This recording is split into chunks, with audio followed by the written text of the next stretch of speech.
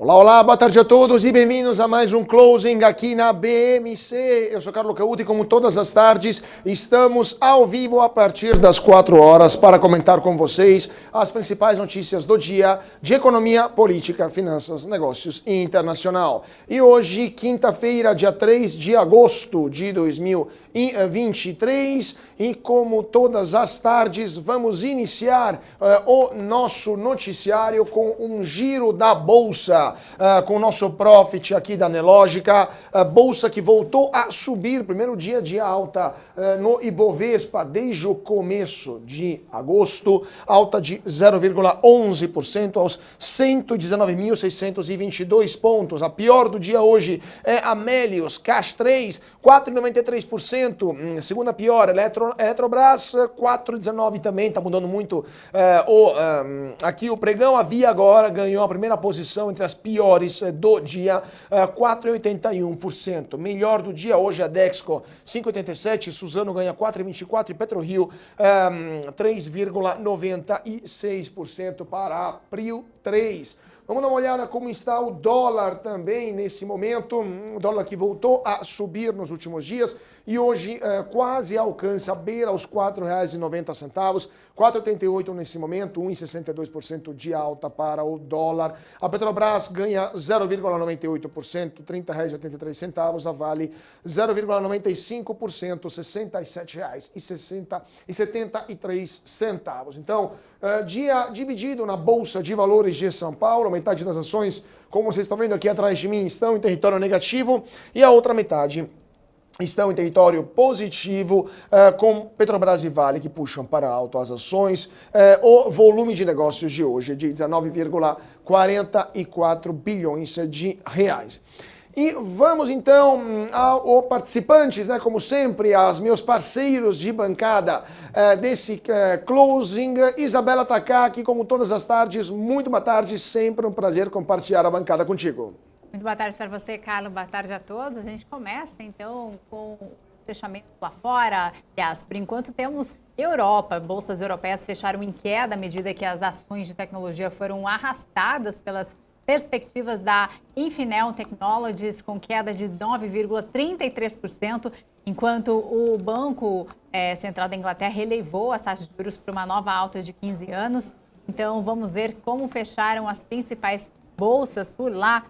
As bolsas, a DAX na Alemanha fechou com queda de 0,78%, CAC na França com queda de 0,72%, IBEX 35 lá na Espanha fechou com queda de 0,23%. E os preços internacionais do petróleo fecharam em suas altas ali, os preços subiram hoje, com os investidores reagindo à notícia de que a Arábia Saudita confirmou que vai estender o corte na produção até o fim do mês de setembro. A Rússia contribuiu informando que vai cortar, inclusive, a exportação, contraindo ainda mais a oferta. Barril WTI fechou com alta de 2,59%, saindo aí do patamar dos $70, indo para $81,55.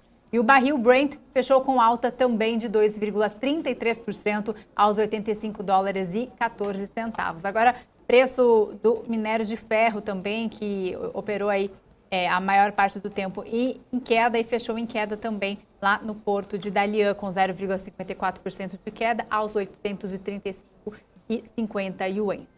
Pois é, né, Isa? Esses contratos do minério de ferro que estão ampliando, né, essas perdas e essas preocupações com a demanda da China que estão aumentando. Então, vamos ver o que vai acontecer. Mesmo assim, a Vale hoje registrou essa alta bastante interessante, bastante indicativa. Agora, vamos falar um pouco de resultados, né? Porque temos a temporada de resultados que está a todo vapor. Lembrando que hoje, após o fechamento do mercado, a Petrobras divulgará os seus resultados. E a Ambev registrou um lucro líquido de 2,59 bilhões de reais no segundo trimestre de 2023, uma queda de 15,2% em relação ao mesmo período do ano anterior. O EBITDA ajustado da companhia no segundo tri foi de 5,27 bilhões de reais contra 5,53 bilhões registrados no segundo trimestre do ano passado. Uma queda, então, de 4,7% na comparação ano a ano. A fabricante informou que o desempenho de sua receita líquida permaneceu resiliente e as pressões de custos continuaram a desacelerar.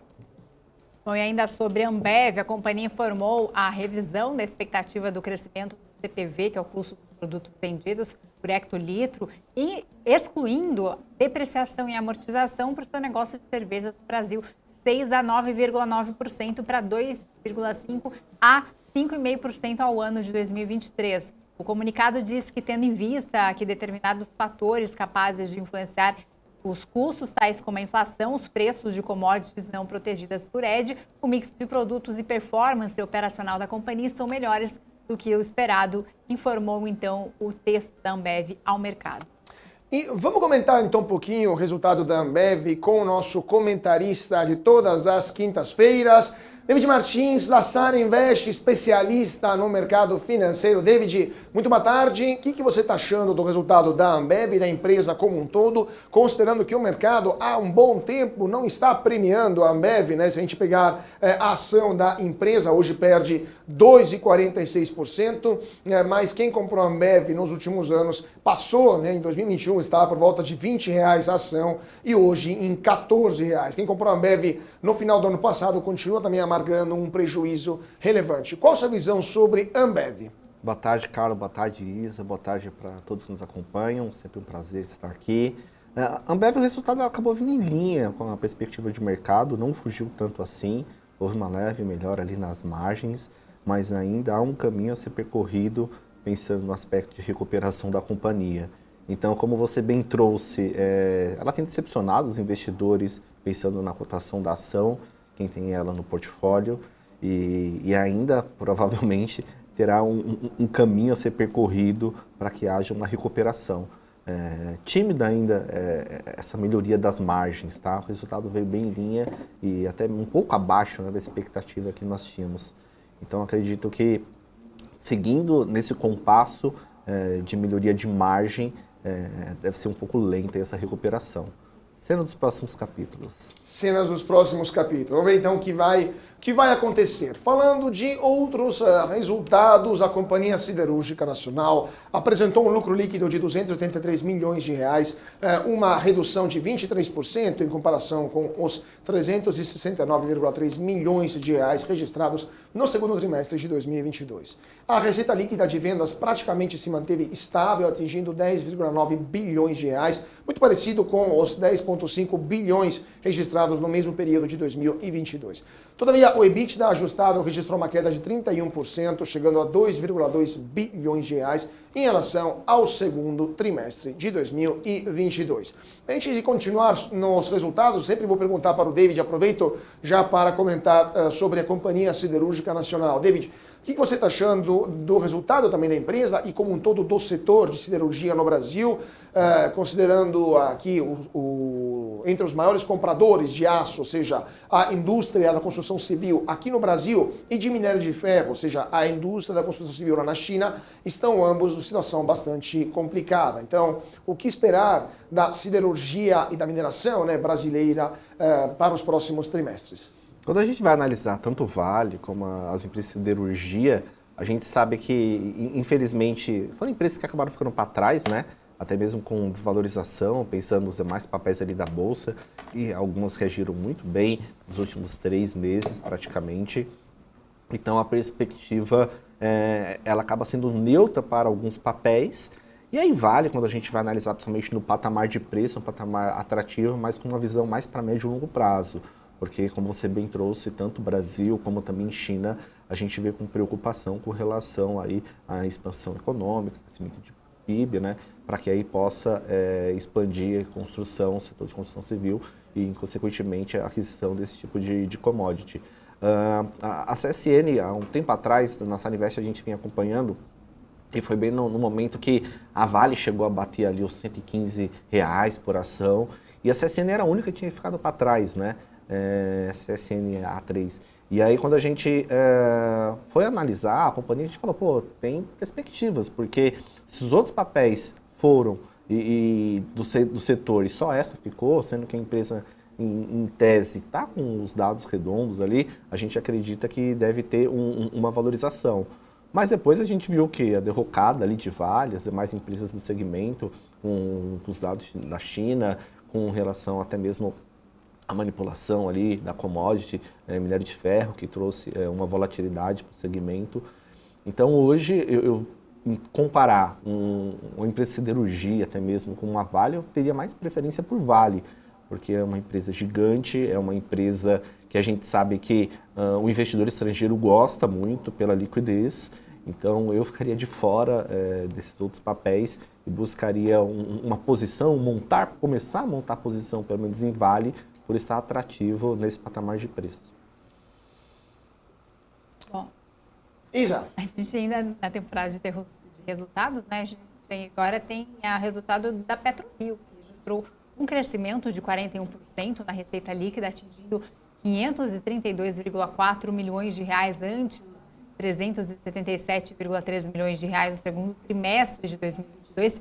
Além disso, o EBITDA ajustado subiu 24%, totalizando 333,3 milhões de reais, comparado ali aos 269,2 milhões no segundo trimestre do ano de 2022. E pergunto então para o David o que ele achou, qual que é a visão aí desse resultado de PetroRio. Resultado muito forte, Isa, de PetroRio. É uma empresa que a gente gosta bastante. Quando você vai pegar os últimos anos, resultado sempre surpreendendo, mas de forma positiva. Então, um resultado muito expressivo. Quando a gente vai analisar até mesmo Petrobras e todo o risco político que há por trás do papel. Quem não quer ter exposição a uma Petrobras, no Brasil pode buscar uma exposição a PRIO. E aí, como o PRIO subiu muito nesses últimos 5 anos, se duvidar até a maior alta de Bovespa nesse período de PRIO, quando a gente vai falar de outra empresa júnior do setor, que é a 3R, por exemplo, e a 3R tem upside maior, quando a gente vai analisar a operação, de fato, a PRIO já é uma empresa que toca uma operação com uma baita qualidade. Agora, a PetroRio ainda precisa se provar muito. Então, a gente gosta bastante da tese, a gente vê com bons olhos a qualidade do ativo. E por mais que alguns analistas ou até mesmo alguns investidores falem, não, já subiu muito, precisa buscar um outro papel para que a gente tenha uma rentabilidade considerável no portfólio. PRIO sempre acaba tendo uma revisão de target para cima. Então, se for analisar nos últimos 12 meses, hoje até um cliente está fabricando, nossa, David, a gente tem recomendação para o Star Invest, muitos clientes têm no portfólio.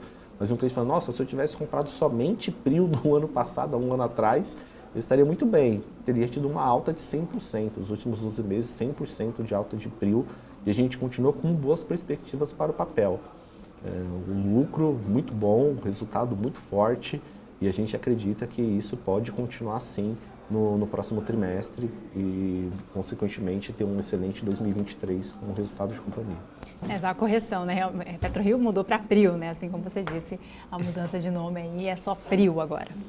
Vamos dar uma olhada então no PRIO, né, Isa? No PRIO 3, que hoje está em alta 4,11%, R$ 47,11. Quem comprou PRIO desde o começo do ano, a antiga PetroRio ganhou 28,16%, R$ 47,00, então, e 12 centavos nesse momento. Quem comprou PetroRio, PRIO 3, em julho de 2022, está ganhando hoje 98,27%, ou seja, quanto o David estava falando logo mais. Quem comprou PRIO 3, David, em 2018, né?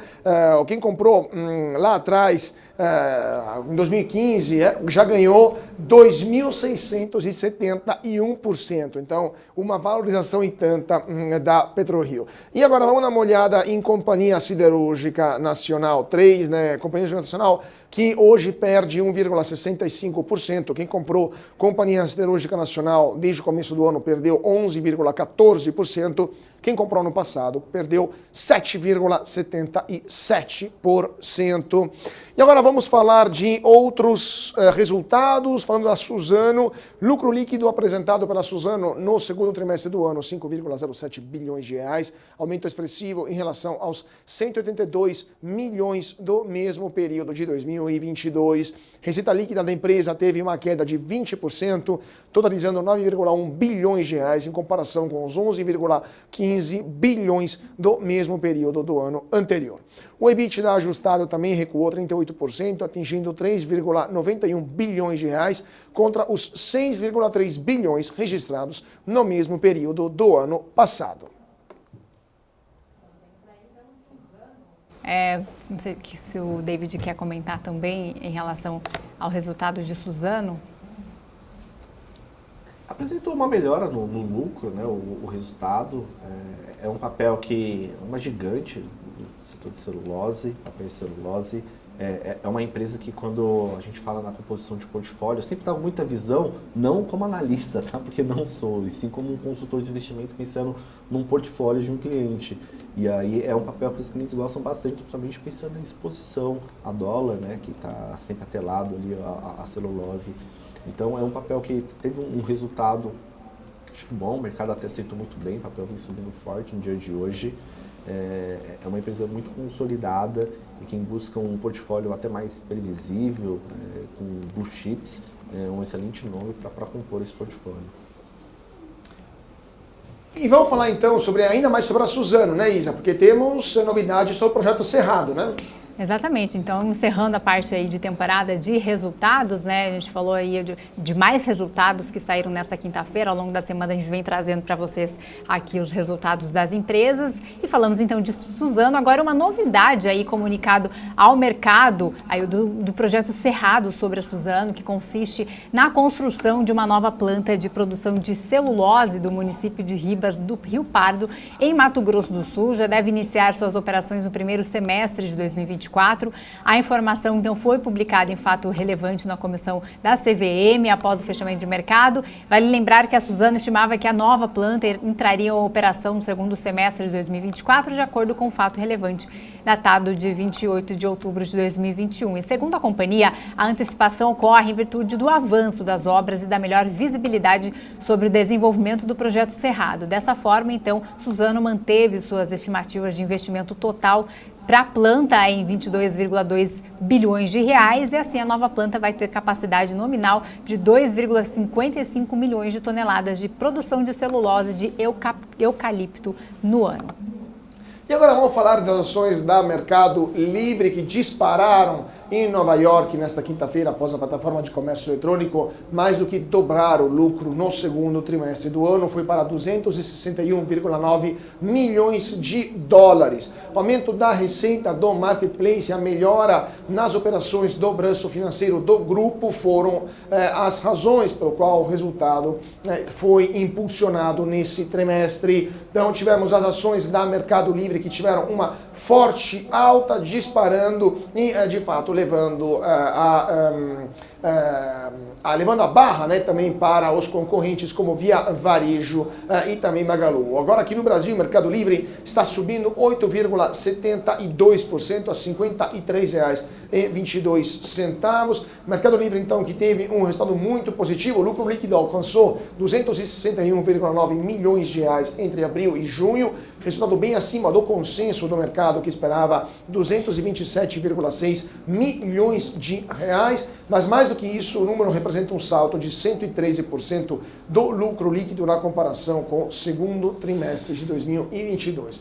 Por sua vez, o EBITDA, né, cresceu 123%, foi para 558 milhões de reais. Margem EBITDA foi de 9,6% no segundo trimestre para 16,3% no mesmo período de 2023. Então, resultado muito interessante, ainda mais interessante o fato que a base de clientes da Mercado Livre cresceu 17%, a quantidade de itens vendidos cresceu 18% e o número de usuários ativos alcançou 108,6 milhões de pessoas, uma alta de 29%. Então, com isso, a receita líquida total subiu 57,3% na comparação anual e alcançou 3,4 bilhões de reais no segundo trimestre de dólares, aliás, no segundo trimestre de 2023, 1,9 bi, esse 3,9 vieram do e-commerce, alta de 64,6%.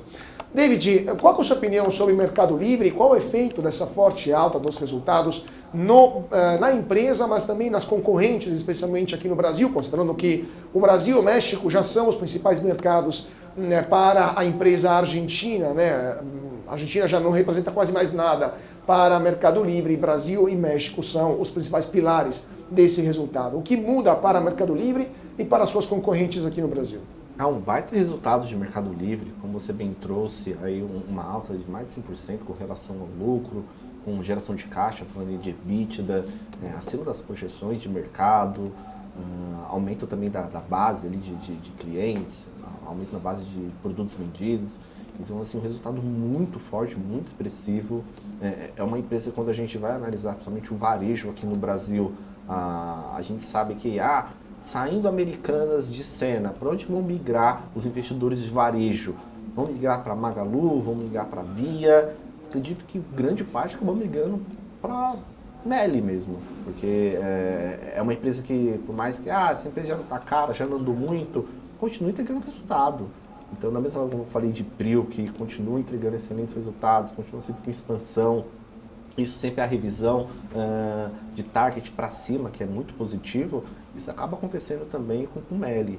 Então, é uma empresa que eu gosto bastante. E aí fica um sinal de alerta adicional para as companhias que estão hoje aqui no Brasil falando de varejo, principalmente esse varejo eletrônico, né?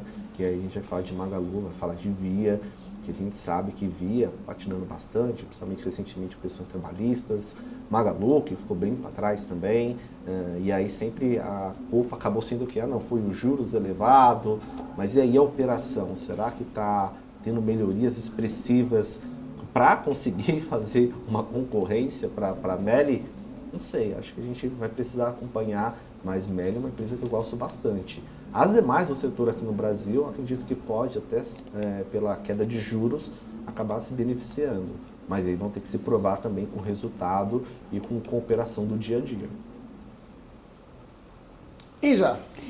Bom, a gente continua aqui com o nosso noticiário. Agora a gente fala de duas empresas que estão listadas na Bolsa, que passaram a integrar a lista das 500 maiores companhias em faturamento da revista norte-americana, em tradução Fortuna, a Caixa Econômica, que é uma dessas empresas, e também a Vibra.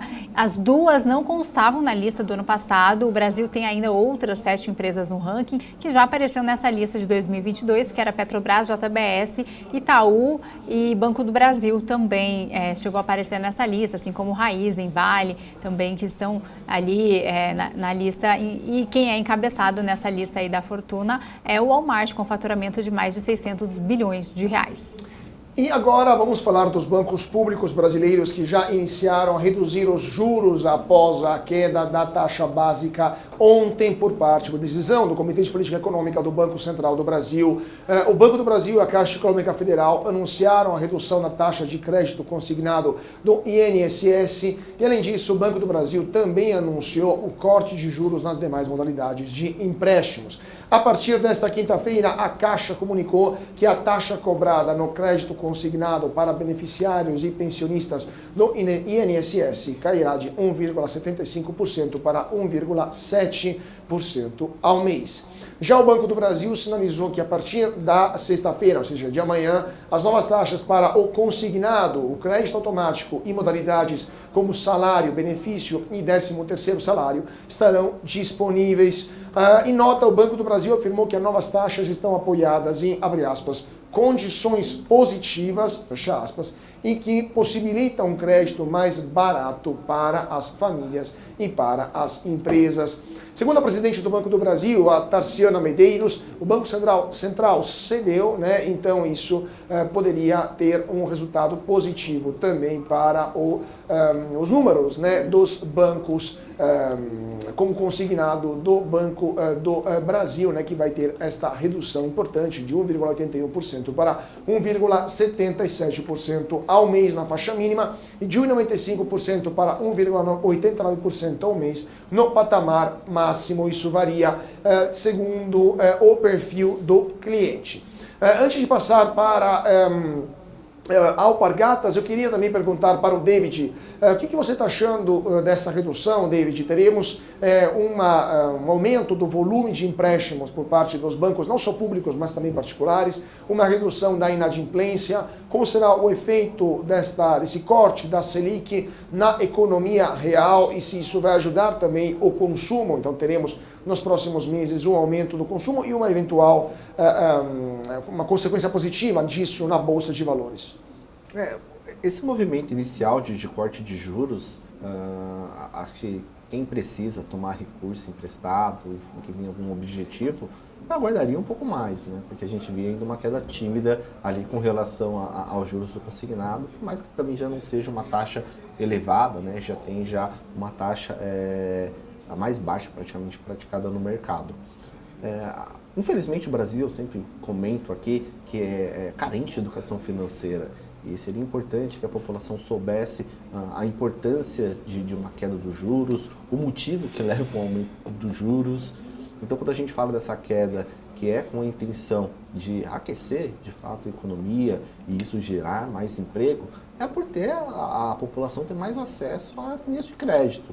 E aí os bancos, com uma taxa mais atrativa, o cliente ele fica mais incentivado ali a tomar esse recurso para alcançar os seus objetivos. Isso acaba beneficiando, de fato, a economia, por isso que a gente, quando vai falar principalmente de renda variável, a gente fala de comércio, né, voltado a muitas vezes varejo, educação, algum setor específico, como construção, que deve se beneficiar pela questão deste consumo. E isso também, quando vai analisar para os bancos, de fato, assim, vai aumentar o volume de empréstimo para o banco, isso vai melhorar o resultado para o banco. O banco, de uma forma ou outra, ele acaba sempre tendo uma boa rentabilidade, tá? Então, se os juros caem e ele tem uma quantidade maior na sua base de clientes, tem um lado positivo. Agora, se os juros sobem, então isso é negativo para os bancos? Depende, porque o banco também vai cobrar um juros mais elevado e vai acabar tendo um retorno, uma margem até às vezes melhorada. Com relação à inadimplência, é difícil até prever. O Brasil, infelizmente, a gente sabe, pela carência de educação financeira, a população acaba se empolgando muitas vezes e vai fazendo aquisições sem ter colocado isso no orçamento, para que aí sim pudesse administrar aí, esses recursos que vão entrando de linhas de crédito, porque lembrando que depois você vai ter que pagar, isso compromete ali a renda mensal, né, da família. Mas é extremamente importante que esse acesso ao crédito seja mais voltado para as pessoas que de fato necessitem neste momento, não pensando em um consumo desenfreado, e sim para que as famílias possam até mesmo se reorganizar, porque a gente sabe que o nível de endividamento está muito elevado. Perfeito. David, vamos dar um rápido intervalo agora, já voltamos para comentar sobre essa e outras notícias nesse momento, 4 horas e 27 minutos agora, Bolsa que virou e agora está em território negativo, 0,38% de queda para o Ibovespa, 119.622 pontos, a Via perde 7,21%, Amélios 5,64%, Alpargatas 5,15%, a Dexco sobe 4,67%, a PetroRio 4%, Suzano 3,72%, o dólar volta a subir. Nesta quinta-feira o dólar está em alta de 1,62%, beirando os R$ 4,90, 4,89 nesse momento, lembrando que o dólar estava por volta de 4,70 até poucos dias atrás. Petrobras e Vale em alta, Petro 3,82% de alta, 0,95%. A cotação da Petrobras R$ 30,82, aliás, e a Vale R$ 67,76, alta de 1% redondinha. Iseta Kaki, rapidíssima, como é que estão as bolsas lá fora e o petróleo? Bom, nesse momento, as principais bolsas dos Estados Unidos em queda, 0,09% de queda, Dow Jones, S&P 500, 0,18% de queda e Nasdaq com 0,05% de queda. Agora, os preços internacionais do petróleo fecharam em altas ali, subiram com os investidores reagindo à notícia da Arábia Saudita, que confirmou que vai estender o corte na produção até o fim do mês de setembro. WTI com alta de 2,59% aos $81,55 e o Brent com 2,33% de alta aos $85,14. Perfeito. Então vamos para um rápido intervalo, 2 minutinhos, e voltamos já já com nossos convidados de hoje aqui no Closing da BMC. Não saia daí, voltamos já já.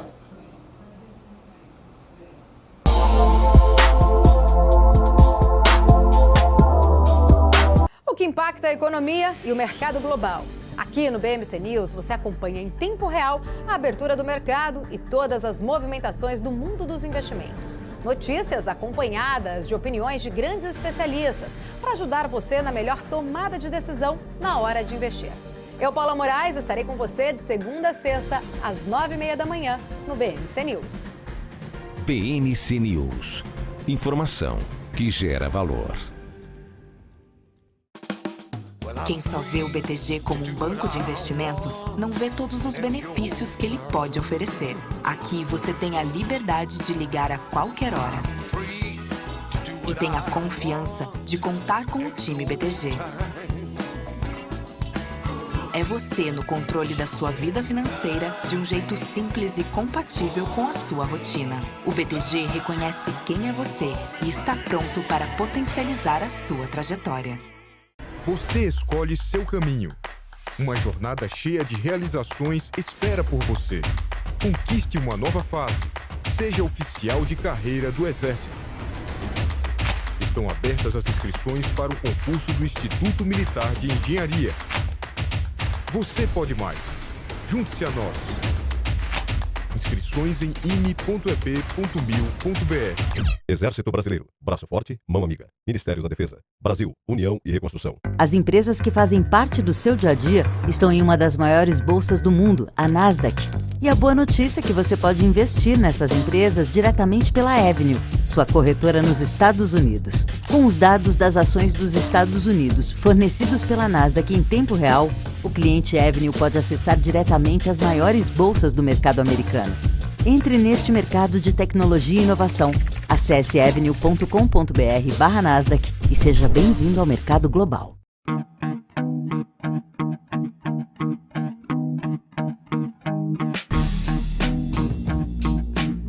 Quais foram os fatores que fizeram essas operações elas desempenharem e por que surpreenderam o mercado financeiro? Business traz panoramas, resultados, prospecções e expectativas de companhias listadas no mercado.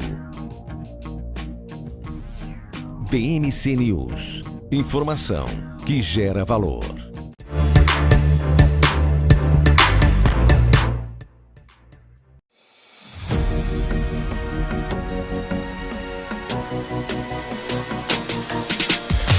BMC News. Informação que gera valor.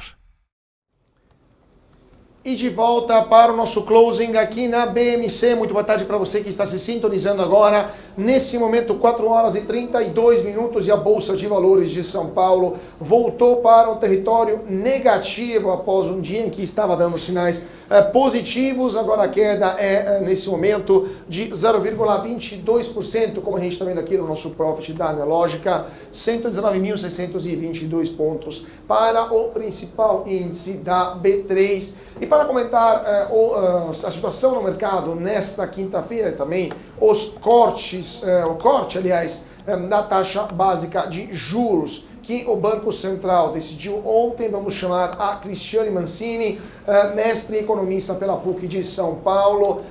Muito boa tarde, Cristiane, sempre um prazer tê-la conosco aqui no Closing da BMC.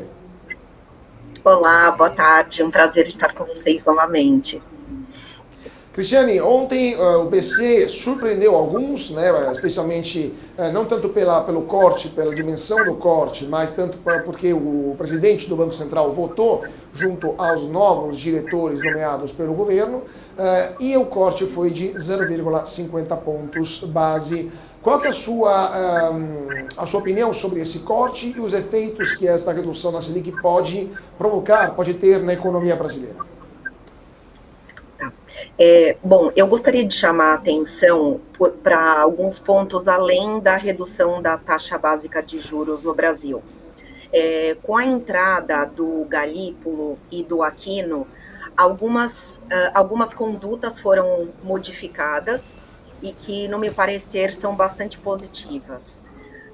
O Galípolo chega com uma imagem mais próxima à população brasileira, menos formal, até fazendo algumas brincadeiras em relação a que as atas do Copom, a decisão do Copom pelo corte ou pela estabilidade ou ainda pela alta da taxa de juros chega a ser como uma Copa do Mundo para a região da Faria Lima, em que todos debatem e fazem as suas interpretações de texto. E, além disso, também, mais por parte do Aquino, uma diminuição do conservadorismo do Banco Central, em que há a possibilidade dessa queda. A questão da queda ocorrida ontem, ela pode simbolizar um movimento para quedas sucessivas da taxa de juros, mas ainda assim é bastante cedo fazer essa perspectiva, essa projeção. Então, há um recebimento dessa queda de forma positiva. No entanto, a queda da taxa de juros deve ser por períodos sucessivos para que a gente consiga verificar alguma positividade na economia brasileira. Perfeito. Isabela. Eu queria uma análise sua. Quais são os cenários prováveis aí em relação agora a essa taxa de juros, né? Não só o resultado de ontem, mas também as projeções de uma queda ainda maior nas próximas reuniões. Como é que você vê o cenário, principalmente nas empresas que são mais afetadas aí com a queda de juros, né? Setor de varejo, setor de construção? Bom, é um bom questionamento, até como foi mencionado anteriormente, que eu concordo absolutamente.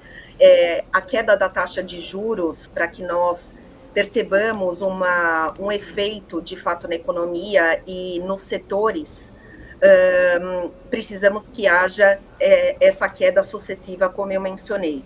E existem alguns indicadores econômicos que nos trazem ainda um pessimismo em relação à economia, o que induz a possibilidade dessas consecutivas reduções da taxa de juros. Então, até para mencionar, por exemplo, nós verificamos no mês de maio uma inflação de 3,94%, enquanto em junho já percebemos uma redução como 3,16%. No entanto, ainda isso não é sentido no bolso das famílias brasileiras. As famílias brasileiras se encontram absolutamente endividadas, em que o endividamento das famílias brasileiras chega a 78,46%, e o maior endividamento é por parte do cartão de crédito, que a maior parte das famílias utilizam como uma segunda renda. Outro ponto também a chamar a atenção é que ainda há uma expectativa dos setores e do empresariado ainda aquém do que nós consideramos uma média. Então, a média seria em torno de 50 pontos e nós verificamos em julho, que é o último dado divulgado, em 47,80. Então, ainda não atingiu nem a média, o que significa nem otimista, nem pessimista. Então, ainda não há, quando nós falamos de confiança, ainda não há aquele sentimento positivo em realizar investimentos, em contratação de mão de obra ou em renovação de maquinário. Então, por enquanto, construção civil, indústria automobilística, indústria têxtil, principalmente, que são de bens, digamos, não primários, ainda esse crescimento não é sustentável e também não é estável. Pois é, né? Mas agora, então, falando no cenário justamente pouco estável e também bastante complicado, juntando esse cenário também a perspectiva das contas públicas que vão fechar o ano com um déficit primário monstruoso de 115 bilhões de reais, o primeiro semestre já foi de 48,9 bilhões de reais. Uma injeção de dinheiro público na economia que o governo quer aumentar também no ano que vem, que pode fechar com outro déficit de, se não me engano, 130 bilhões de reais.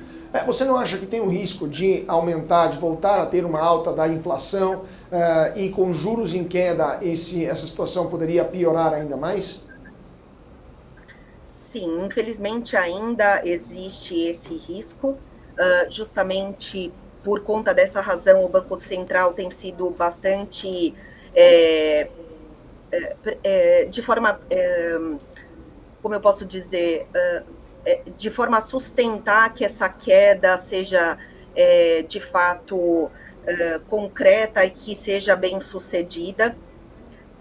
Ainda existem algumas ações governamentais pouco compreendidas, como a reforma tributária, como a arrecadação, como você mencionou.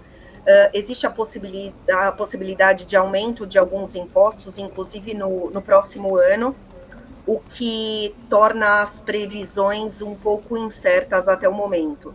Mas, de fato, existe esse risco. No entanto, é possível mensurar e colocar que não há o risco de uma hiperinflação, por exemplo, como é posso dizer, um receio extremamente grande pelo histórico do Brasil. Claro, claro. David Martins. Cristiane, prazer estar falando contigo. Desde essa linha até da pergunta do Carlos, falando com relação ao fiscal, e como você bem trouxe ali, a questão do Galípolo, já tendo o voto e trazendo uma comunicação também junto com o mercado. A falta, pelo menos, a gente não teve acesso ainda ali à ata, mas quando a gente teve acesso ontem a esse aumento, repercussão no mercado, sem mencionar a questão fiscal, que é uma preocupação, como o Carlos trouxe, com relação à inflação. Qual que é a visão, assim? Porque antes, até a manutenção da taxa em 13,75 era muito batida ali pela questão fiscal. Ainda não temos uma aprovação ali, já foi para a Câmara, para o Senado, agora volta para a Câmara com relação ao teto de gastos. Então, a gente já teve um resultado referente ao primeiro semestre bem preocupante. E nós vimos isso acontecer no governo Dilma, onde acabou desencadeando ali até o impeachment dela e uma crise sem precedentes. Qual que é a leitura assim, que vocês fazem desse corte de 50, que até que o mercado já tinha uma perspectiva, uma ala dessa queda de 50 base points, mas que não houve nenhuma menção à questão fiscal. Isso traz uma preocupação adicional? Como que é a leitura de vocês? Será se o Banco Central vai deixar de olhar esse ponto para novos cortes? Porque o corte, o mercado, como eu já mencionei, já tinha uma perspectiva, mas acho que a menção seria válida, né, para reforçar ainda mais a importância dessa queda. Um prazer também falar com você. Mencionando essa parte fiscal que é de extrema importância, existe o compromisso do Banco Central em relação à lei de responsabilidade fiscal e garantir que a lei seja de fato cumprida. No entanto, ainda percebemos uma conduta um pouco tardia, posso dizer, desse novo governo em relação a alguns pontos econômicos. Então, de fato, existe uma preocupação, sim, em relação ao controle, de fato, das finanças públicas e, consequentemente, da inflação. E isso se repercute negativamente até sob as expectativas e a confiabilidade da economia brasileira em relação ao capital estrangeiro e em relação ao investimento estrangeiro. Tivemos uma boa notícia na semana passada, que ocorreu o aumento da nota de crédito do Brasil. No entanto, essa nota ela é sempre recalculada. Então, se o Banco Central não cumprir com as metas elaboradas, obviamente, essa nota vai ser reduzida. E um dos pontos extremamente importantes é a questão de responsabilidade fiscal e, obviamente, em relação à inflação. Então, existem, sim, algumas lacunas em relação de fato, a concretização dos resultados prometidos e almejados, mas existe o risco em relação ao capital estrangeiro também. Pois é, né? Vamos ver então o que vai acontecer. Cristiane, muito obrigado por sua participação. Cristiane Mancini, economista, mestre economista pela PUC de São Paulo. Foi um prazer tê-la conosco aqui no Closing da BMC. Obrigada. Uma boa tarde para vocês. Até mais. Boa tarde. Muito obrigado. Até. Vamos continuando então o nosso noticiário, 16 horas e 44 minutos. Vamos dar uma olhada, Isa, como está o mercado aqui no Brasil e lá fora. Temos mais 15 minutinhos de pregão. Ibovespa continua em queda e está afundando ainda mais, 0,23% de queda para o Ibovespa, 119.622 pontos. A Via cai 6,73%, a Melius 6,04%, a Magalu 4,80%, a Dexco sobe 5,03%, a PetroRio 4,31%, a Suzano 3,70% de alta. O dólar por sua vez está ganhando espaço nesse momento, 1,79%, R$4,89. Isa, bolsas lá fora como estão e também o petróleo prestes a fechar, né? Bolsas de Nova York estão de lado, espera do payroll, né? As bolsas de Nova York estão com os investidores sem disposição aí de tomar grandes posições antes dos balanços da Apple e Amazon, depois do pregão de hoje, também do payroll que sai amanhã, um dado muito esperado aí para a economia e sempre que sai na sexta-feira, né? A cautela com o mercado de trabalho americano aumentou depois que o relatório do ADP de empregos do setor privado veio muito acima do esperado ontem. Então vamos ver como estão as principais bolsas dos Estados Unidos. Temos aqui Dow Jones com queda de 0,12%, S&P 500 queda de 0,22% e Nasdaq com queda de 0,08%. Agora, os preços internacionais do petróleo estão em alta também, todos influenciados ali por conta do corte, né? Tanto a Arábia Saudita quanto a Rússia anunciaram uma extensão nos cortes de produção e exportação de petróleo. Os sauditas vão continuar a reduzir a oferta em 1 milhão de barris de petróleo em setembro por dia, né? E podem continuar com a estratégia, inclusive, se depender do mercado. E, ao mesmo tempo, a Rússia vai prolongar o corte em suas exportações até o mês de setembro, mas vai reduzir o volume para 300 mil barris de petróleo por dia, de 500 mil ali que estava agora no mês de agosto. Enquanto isso, os estoques do petróleo dos Estados Unidos caíram ali no recorde de 17 milhões de barris na semana passada, devido ao aumento nas operações das refinarias e fortes exportações de petróleo. Então, o WTI fechou com alta de 2,33% aos 85 dólares e 14 centavos e o Brent para setembro, que é a referência para a Petrobras, fechou com alta de 2,59% aos 81 dólares e 55 centavos o barril. E agora vamos falar de Alpargatas, porque a empresa de varejo que deveria pegar carona, né, nesta queda da Selic que foi anunciada ontem, está amargando perdas nesta quinta-feira, dia no qual serão divulgados os resultados do segundo trimestre de 2023. Isso por quê? Porque mesmo sem conhecer o desempenho financeiro da empresa produtora das Havaianas entre abril e junho deste ano, o JP Morgan rebaixou a recomendação das ações Alpa 4 de compra para neutra e cortou o preço-alvo dos papéis de R$ 9,50 para R$ 9,00, o que representa uma desvalorização de 5,4% em relação ao fechamento da última quarta-feira. A mudança fez a Alpargatas liderar as perdas do Ibovespa na manhã desta quinta. No momento, a Alpargatas está entre as piores do dia, terceira pior do dia agora segunda, aliás, 4,94% de queda para a Alpargatas. Mas a empresa, então, agora JP Morgan, veja oportunidades, né, nos mercados internacionais para a marca Havaianas e chances da empresa ir além dos chinelos no mercado interno. Para o Banco Americano, o momento agora é de reestruturação e de volta ao básico. David Martins, e essa Alpargatas, hein? Será que o JP Morgan está certo quando acha que a situação da empresa é mais complicada do que a gente gostaria e que deveria arrumar a casa antes de qualquer grande mudança?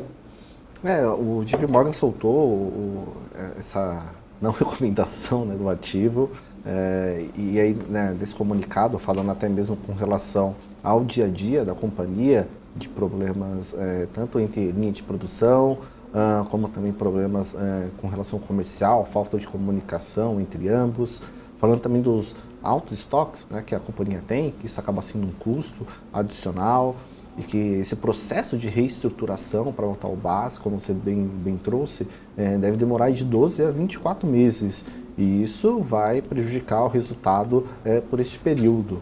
E até no mercado também há uma especulação de um possível cancelamento de registro na Bolsa, uma saída da Bolsa. Então, é uma companhia para a gente ficar aí de olhos atentos, mas o resultado que deve sair, vamos aguardar. O mercado já é um papel que não tem tanta liquidez assim. Eu acredito que existem outras alternativas. Agora, o ponto é quando a gente vai mencionar a questão da própria ação, que deveria refletir a queda dos juros no dia de hoje, mas a gente está vendo o varejo com Via, Magalu também em queda, né? É aquilo, você operar a notícia, os juros caiu, e ontem era perspectiva, né? Ontem era um sentimento de euforia aqui na Faria Lima com relação a esse corte de 50 basis points na Selic, a Bolsa vai, enfim, buscar os 130 mil pontos, mas nada como um dia após o outro, e hoje aí principalmente os investidores estrangeiros refletindo ainda a diminuição do rating nos Estados Unidos, com preocupações adicionais, tanto externa como também interna, quando a gente vai falar da questão fiscal, trazendo aí uma certa volatilidade à nossa bolsa hoje operando no vermelho. Então, se fosse simples assim, juros caiu, é bolsa para cima, é só comprar que você ganha dinheiro, não é, né? Então, cada investidor tem uma forma de analisar, tem quem gosta de análise técnica, tem quem gosta de fundamentos. O importante é, de acordo com o seu perfil, de acordo com os seus objetivos, você ter uma estratégia e seguir aquela estratégia. Mas simplesmente saber de uma notícia, achar que o resultado no outro dia, os grandes players, né, os tubarões do mercado vão fazer esse movimento, é só mesmo na tela ali acompanhando, porque senão você vai perder dinheiro. Pois é, né? Vamos ver então o que vai acontecer. Isa, e temos mais notícias de resultados, saiu Taesa, né? Mais resultados aí, falando da temporada de resultados, temos Taesa, então, que reportou lucro líquido de 220,4 milhões de reais no segundo trimestre de 2023.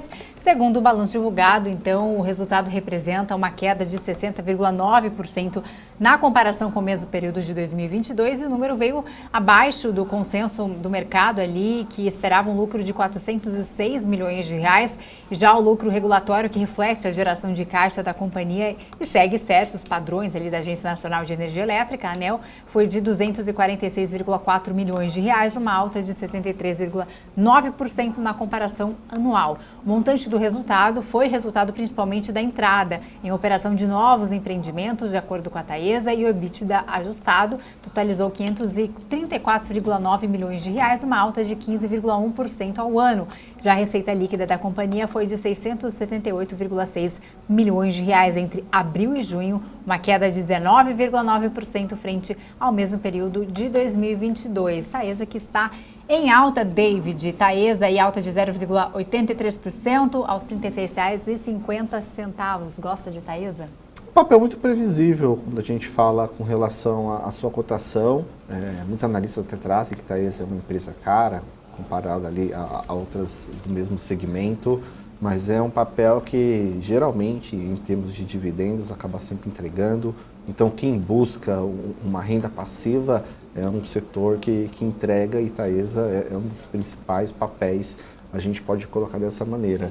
O resultado, quando a gente olha à primeira vista, né, um resultado inferior ao esperado de consenso de mercado, um resultado inferior comparado na base do ano passado, porém, foi justificado pela companhia, atrelado ali a investimentos.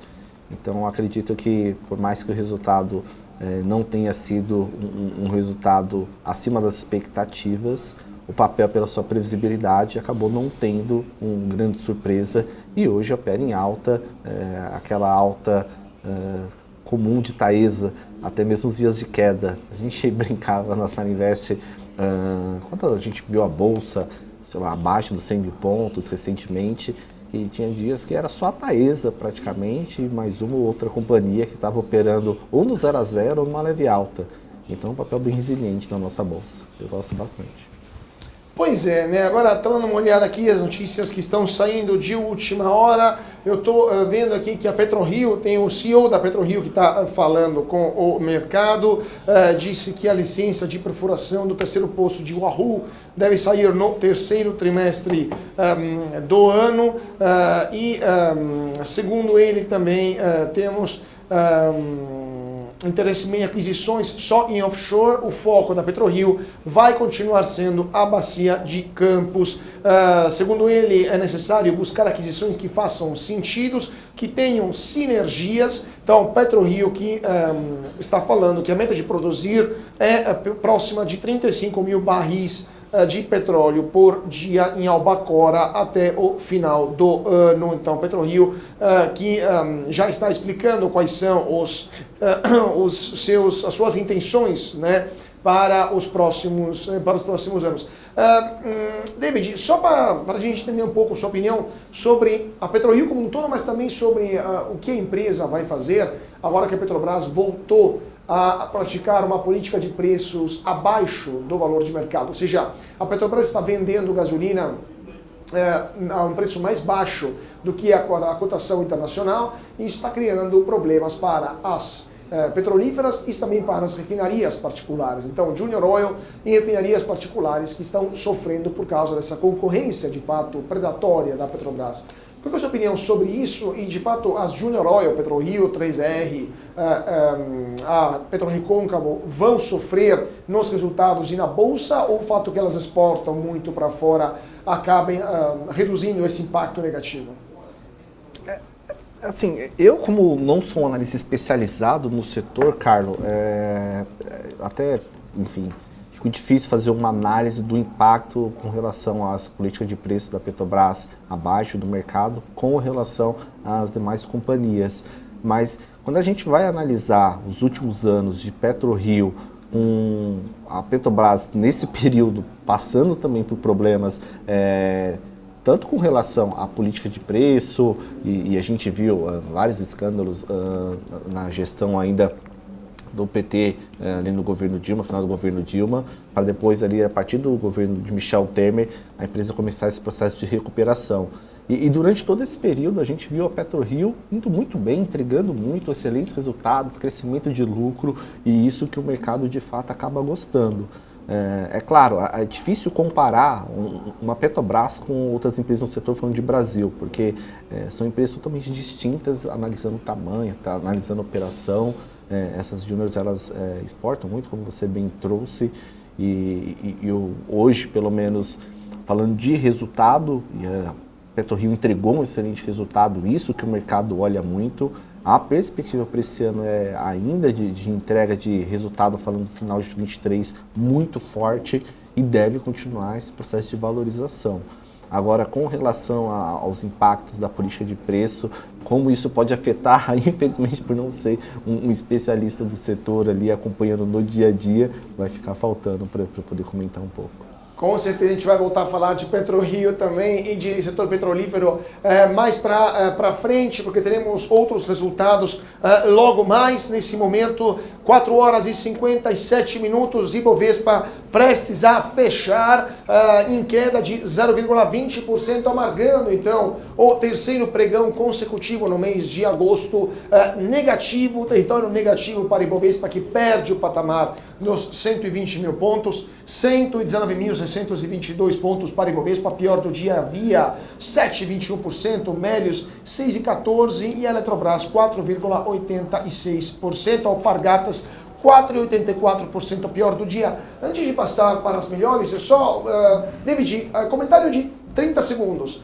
Ontem Selic, hoje as piores foram o varejo. Via Alpargatas, Magalu, varejão pesado caindo. O que você acha que aconteceu? Telegráfico.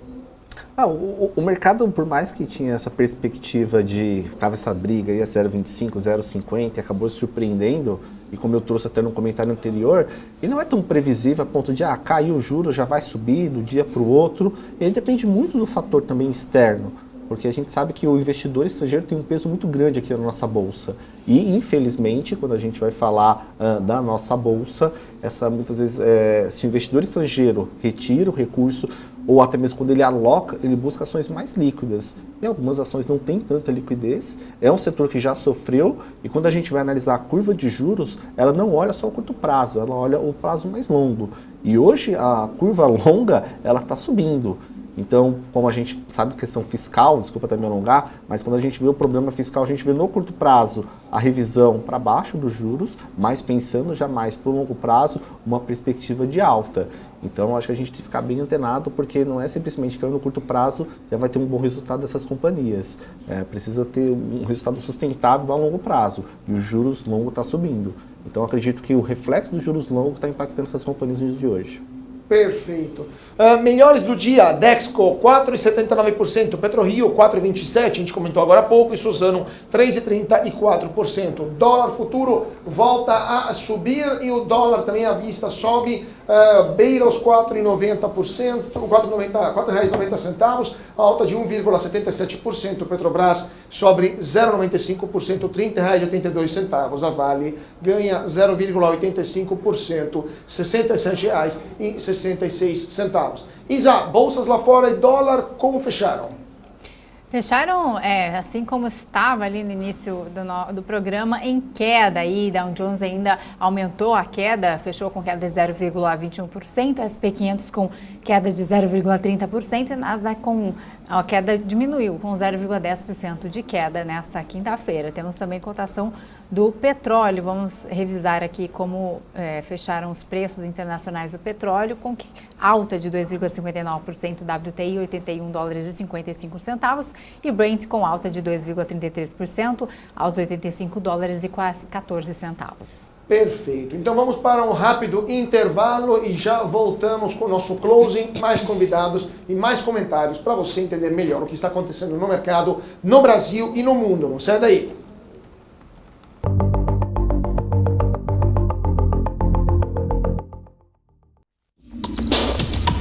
O que acontece no mercado financeiro no Brasil e no mundo está na BMC News. São 24 horas de programação para ajudar o investidor na melhor tomada de decisão. Independência e jornalismo sério. Não estamos plugados em nenhuma instituição financeira. Isso nos dá liberdade de levar a informação sem nenhum viés e sem conflitos de interesse. Ser a ponte entre as notícias, empresas, especialistas e os investidores. Tudo de uma forma dinâmica e com uma pitada de bom humor. Informação que gera valor, você sempre vai encontrar na BMC News.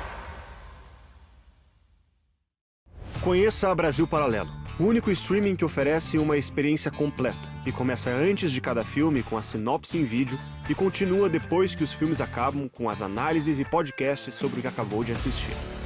Somos o grupo de comunicação que produziu Brasil, a Última Cruzada, a série de história que mudou a forma do brasileiro olhar para o seu passado. Junte-se às mais de 600 mil famílias que assinam a BP. Entre no site brasilparalelo.com e faça sua assinatura.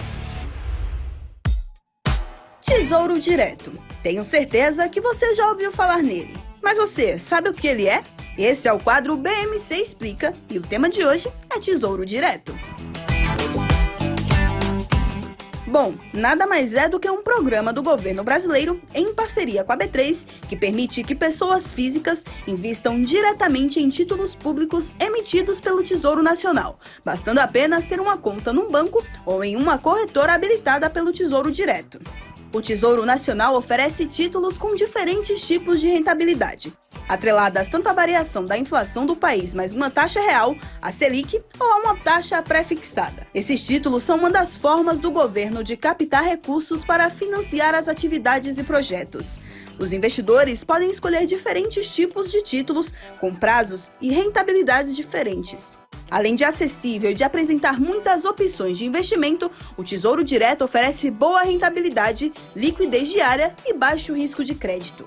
O investidor pode ficar até o final do prazo contratado ou até mesmo sair antes do prazo. No entanto, se sair antes, a rentabilidade pode oscilar, resultando ou em ganho maior do que o planejado ou até mesmo em perdas. Essa opção de investimento é de baixo risco, porque são garantidos pelo governo federal. Mas é sempre muito importante avaliar os riscos e as oportunidades antes de fazer qualquer investimento.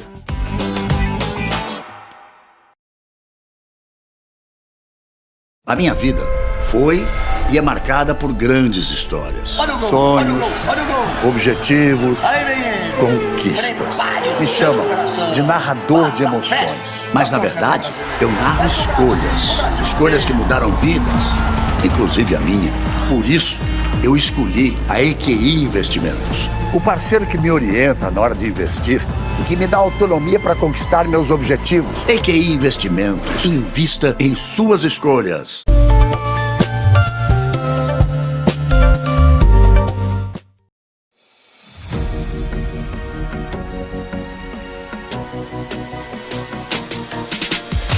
BMC News. Informação que gera valor. E de volta para o nosso closing aqui na BMC. Muito boa tarde para você que está se sintonizando agora nesse momento, 5 horas e 4 minutos. Ibovespa fecha mais um dia em queda, com a B3 amargando o terceiro pregão consecutivo em território negativo. Principal índice da Bolsa de Valores de São Paulo perdeu 0,20% e fechou aos 119.622 pontos, como vocês estão vendo aqui atrás de mim no nosso Profit da Neológica. Foi um dia de luta para o principal índice da Bolsa de Valores de São Paulo. Muitas ações no vermelhinho, muito menos no verdinho, e com Vale e Petrobras subindo, não adiantou, porque o peso das ações que caíram foi maior do que das dois principais papéis do Ibovespa. E para entender melhor o que está acontecendo nesse dia após Selic, vamos chamar o Hélio Globkenner, sócio fundador da Squalo Investimento. Muito boa tarde, Hélio. É um prazer tê-lo conosco aqui no Closing da BMC. Fala, Carla, Isabela, David, o prazer é todo meu estar participando aí desse fechamento de mercado e discutir aí esse pregão de hoje aí que pode ter causado surpresa para bastante gente. Pois é, né? Falando em surpresas, a gente estava comentando agora há pouco com o David, varejo em queda livre hoje no Ibovespa, mesmo após um corte importante da Selic, o primeiro corte após 3 anos e um corte corposo, né? 0,50 pontos base. Qual é a sua análise sobre essa queda do setor de varejo? Temos brasileiro hiperendividado, tem muita gente que se antecipou e agora está realizando. O que está acontecendo no mercado com as ações, com os papéis das empresas do setor? Então, eu acho que hoje foi um mix, né, de movimentos ali do mercado, né? Primeiro pela questão externa, né? A gente está vendo os treasuries, principalmente de 10 anos ali subindo forte, principalmente desde a redução ali na classificação de risco, né, dos Estados Unidos, né? Isso aí fez o mercado lá pesar um pouco. A gente teve o ADP também, então tudo isso fez com que o Treasury subisse, o S&P corrigisse aqui, o S&P corrigisse lá, né? E isso acabou contaminando um pouco o day longo aqui, que logo após o Copom também, porque o mercado vinha precificando 25 bips ali, a gente viu pelas apostas de Copom, a gente viu ali também pelo movimento pré-Copom, né, da curva de juros, a gente pegar um diferencial do faca 25 com faca 29, estava 0 a 0, e pré-Copom ali ele chegou a ficar 25 bips negativo, entendeu? E o mercado ele ajustou esse movimento, né? Então fez um movimento de inclinação pelo Copom um pouco mais dove, né? Então eu acho que está tendo um movimento técnico, meio de ajuste de posição na curva, os players que estavam apostando no movimento de flattening, né? Junto com essa situação externa ali dos Estados Unidos, dos treasuries abrindo bastante. Então eu acho que esse juro longo abrindo, de uma maneira geral, acabou impactando aí nas ações de varejo e em alguns setores aí mais sensíveis a juros. Perfeito. Isa aqui. Bom, ainda sobre essa questão dos juros de ontem, né, a gente viu um Campos Neto mais dovish, né, e divisão ali do Banco Central. Você acredita que isso também possa ter abalado o mercado após a euforia inicial? Então, eu acho que teve essa situação porque o mercado estava muito dividido. A gente nunca viu, por exemplo, as opções de Copom com um prêmio tão dividido, né? Então, o movimento hoje ia ser forte na curva, entendeu? E o Campos Neto desempatando, né, a votação, né, que estava 4-4, isso foi um sinal benigno aí, que o DI curto chegou a cair 2% hoje durante o pregão. Então, acho que de uma maneira geral foi uma surpresa boa, assim. Só que teve esse movimento técnico, que acabou jogando um pouco de água no chope. A gente viu também as commodities, né, realizando, minério principalmente. Então, acho que tudo isso ajudou a emperrar um pregão um pouco mais positivo aqui das nossas ações, né? Perfeito. David, sua pergunta para o Hélio. Hélio, boa tarde, um prazer estar falando contigo. Quais são as perspectivas que você pode trazer, pensando tanto nessa queda, né, do 0,50, mas também a contratação praticamente de 0,50 para a próxima reunião? Acredita que nesse segundo semestre a gente já teve um mês de julho positivo, a gente continua com esse movimento de alta na Bolsa, o Ibovespa deve buscar os 130 mil pontos, ou esse cenário, analisando Estados Unidos principalmente, trazendo uma diminuição no rating, com todos esses riscos, olhando o mercado externo, deve ter alguma correção na nossa bolsa? Acho que é sempre importante a gente frisar que até mesmo na crise de 2008, que foi muito forte no mundo todo, mas pensando nos Estados Unidos, com todos os bancos, o investidor estrangeiro continuou enviando recursos para os Estados Unidos. Então, assim, se Estados Unidos entrar numa possível crise novamente, uma recessão, que o mercado já até diminuiu muito essa expectativa, mas a gente vê o investidor, mesmo nos momentos mais delicados, acabando levando o recurso para lá. Então, qual é a perspectiva? Brasil ainda nesse segundo semestre, ou Estados Unidos, ou continuar em renda fixa? Como é que seria uma recomendação em termos de portfólio? Então, David, você falou dos Estados Unidos, né, que mesmo em 2008, né, com toda aquela crise no sistema financeiro, ainda continuou recebendo dinheiro, né? E os caras são eles, né? A gente vê, os caras têm uma dívida PIB acima de 100%, né? E mesmo assim tem um risco de crédito, né, muito bom, né? Pelas agências classificadoras de risco. Então, acho que é meio até difícil de comparar. Mas olhando para o Brasil, eu continuo otimista aqui com o mercado. Eu acho que, assim, se a gente pegar o day longo, né, a gente olhando para março, que foi o cenário mais negativo que a gente teve em relação à curva, a gente tinha olhando vamos olhar para uma NTNB 2028. Ela tinha um cupom de juro real de 6, 6,30, 6,40. Esse cupom fechou, veio para perto dos 5, né? E a gente também teve a inflação implícita, né, saindo de quase 6,60, mais ou menos, vindo para baixo de 5. Ou seja, a gente teve uma percepção de melhora de risco de Brasil muito grande, entendeu? O mercado deu um voto muito forte de confiança nesse movimento por o arcabouço fiscal, que era o driver mais importante na minha percepção. É um fechamento de 200 bips, né, de perspectiva de inflação olhando no longo prazo, né? Isso aí mostra que o mercado não acredita, não tem hoje tão grande um risco de descontrole da dívida, né? Então isso fez com que o mercado desse essa recuperada. A gente viu que a bolsa estava muito amassada, ela subiu muito forte de março para cá nesse movimento aí. Qual que é o grande ponto? Você pegar a diferença de juros também do 25 para o 29 em março era de 80 bips, chegou a 90 bips. No cenário ali que esse diferencial voltou, ele chegou para menos 40 bips, né, agora em junho, entendeu? Então você teve uma melhora de sentimento de mercado muito grande, entendeu? Então isso faz com que a gente olhando aí agora o Brasil com uma perspectiva de corte de juros, muitas empresas vão melhorar a margem, né? Agora pela relação das despesas financeiras começarem a diminuir um pouco e o agro andando com força, né? E a gente tendo a perspectiva de melhora na economia real, o setor interno ali, a indústria deve começar a andar, o varejo deve começar a responder alguma coisa. Enfim, eu tenho uma perspectiva positiva assim para a Bolsa de uma maneira geral. Tá? Eu acho que tem espaço para andar ainda, tem muita coisa negociando historicamente com um múltiplo abaixo aí, né? E por toda essa conjuntura dos juros, o shape, eu gosto muito de olhar isso, né? O shape da curva de juros. Está inclinada, está fletando, isso aí me dá o time de alocação, né? Em determinados momentos. Então hoje eu vejo a curva ela inclinando, mas de uma maneira positiva, porque o day curto está caindo bem mais do que o longo, entendeu? Então é um sinal que a gente vai ter um juros baixo, né? Mais baixo, assim, o mercado ele começa a forçar o Banco Central ontem deixou, ó, eu vou dar 3,50. Só que se a gente pegar a curva de juros aqui e ver o que o mercado está precificando, você já vai ver, ó, que na próxima reunião tem 65, não, é 50 para a próxima reunião, aí a curva, nos cálculos, ela não dá exatamente 75, 50, 25.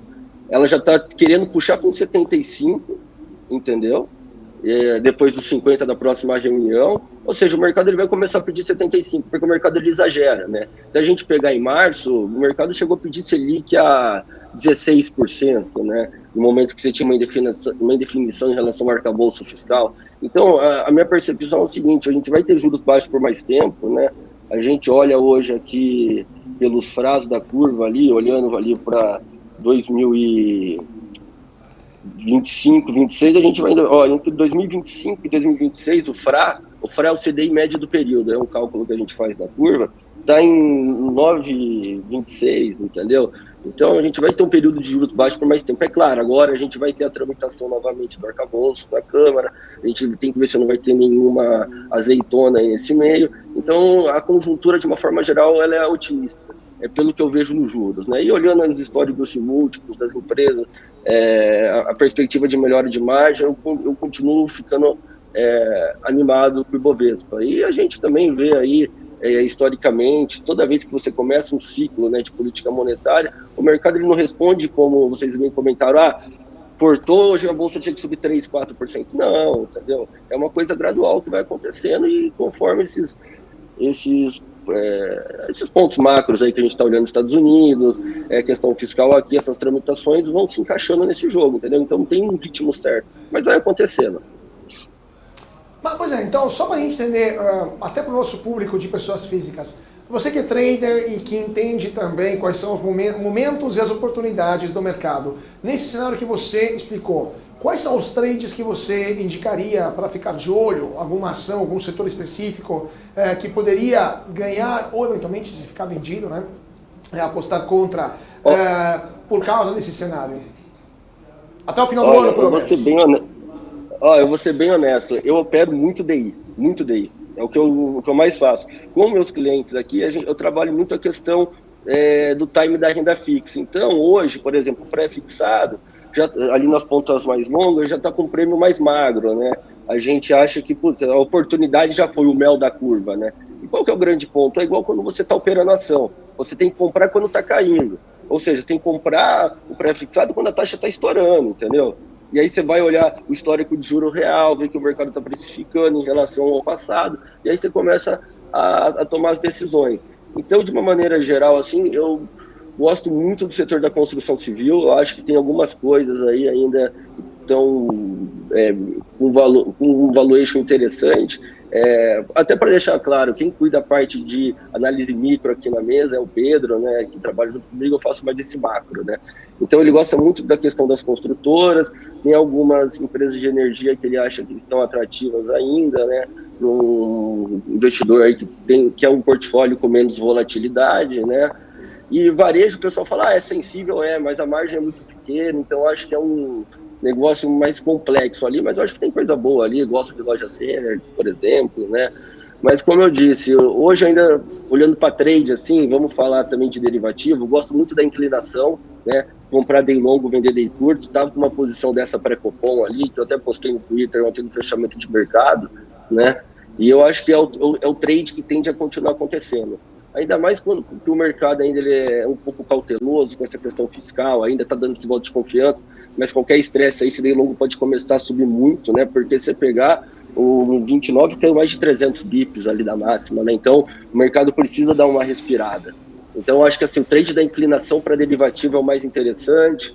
Esses setores, alguma coisa de varejo, construção civil eu gosto bastante, e empresas de consumo interno também, eu acho que tem algumas coisas aí que vão andar. De setor é basicamente isso. Commodity, gosto de Vale também nesse preço, acho bem atrativo, né?